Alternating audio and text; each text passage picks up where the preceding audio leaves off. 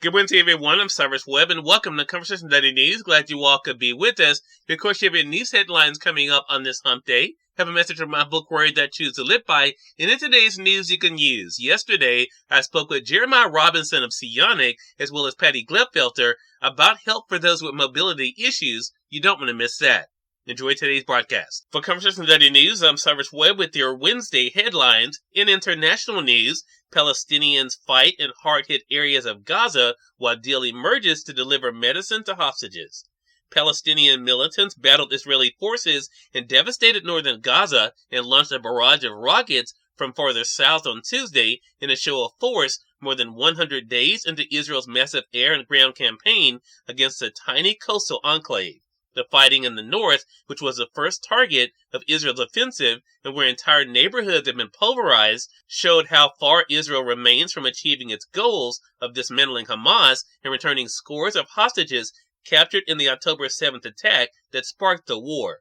In other developments, France and Qatar, the Persian Gulf nation that helped mediate a previous ceasefire, said late Tuesday that they had brokered a deal between Israel and Hamas to deliver medicine to Israeli hostages in Gaza, as well as an additional aid to Palestinians in the besieged territories.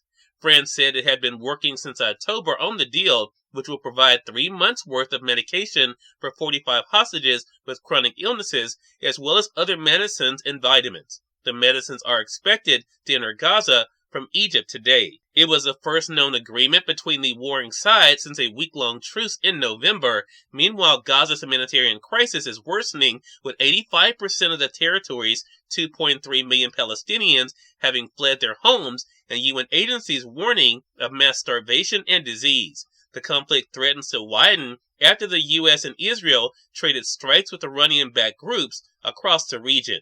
Israel has vowed to crush Hamas military and governing capabilities to ensure that the October 7th attack is never repeated.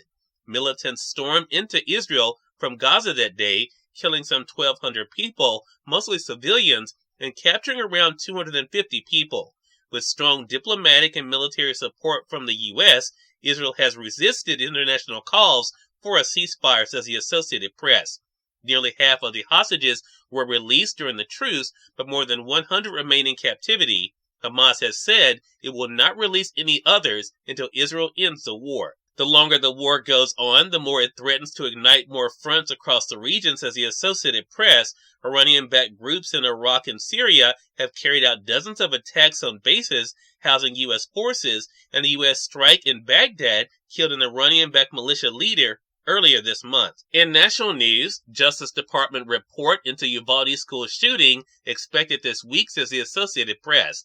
The Justice Department is planning this week to release findings of an investigation into law enforcement response to the Robb Elementary School shooting in Uvalde, Texas, where 19 students and 2 teachers were killed.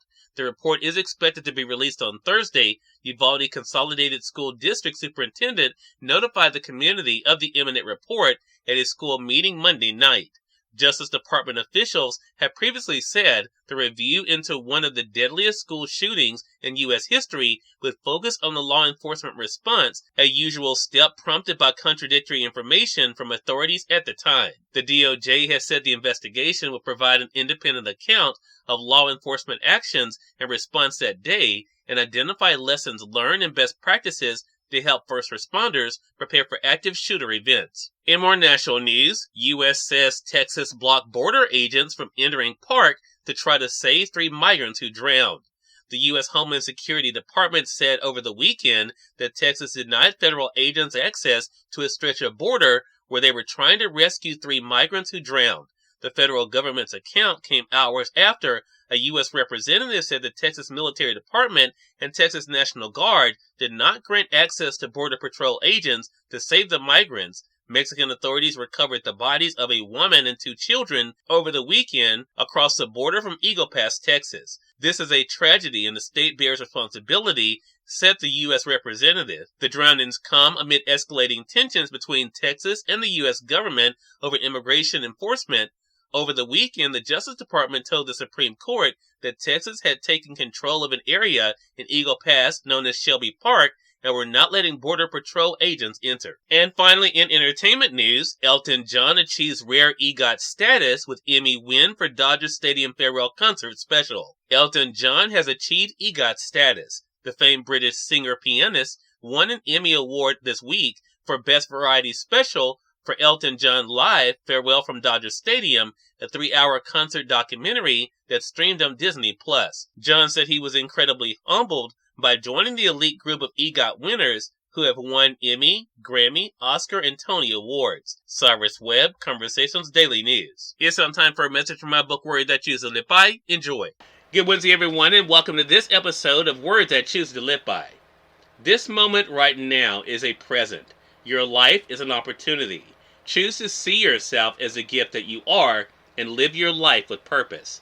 Have an amazing Wednesday. We have our news you can use coming up. Stay with us. You're listening to Conversation Daily News. For Conversation Daily News, I'm Cyrus Webb with your news you can use. Jeremiah Robinson of Cionic and Patty Gladfelter join me on Conversations Live, the radio show, to talk about how Cionic Neural Sleeve is helping those with mobility issues. Here's a bit of our conversation. Thanks to the two of you for the time again. Really do appreciate you stopping by.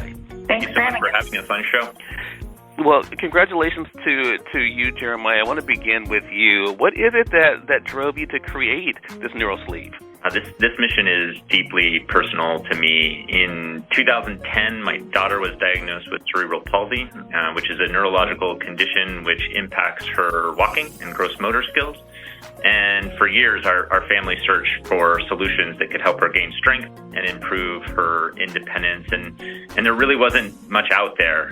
Like you said, crutches, walkers, wheelchairs, technology really hadn't changed in a very long time. So in 2018, I founded Cionic to really bring to bear the best of what technology had to offer. AI, sensing systems, robotics, integrating all of those into a device that my daughter could wear on a regular basis to improve her mobility. And what I learned as we were starting this company was that she's very much not alone. There are millions of people living with conditions like multiple sclerosis, stroke, cerebral palsy, spinal cord injuries, things that are limiting their ability to move in the way that they want. And so we were able to build a company that really could address what was an unmet need within these populations. And Patty, as I mentioned, you are someone who has been able to benefit from the neural sleeve. How has it impacted your life?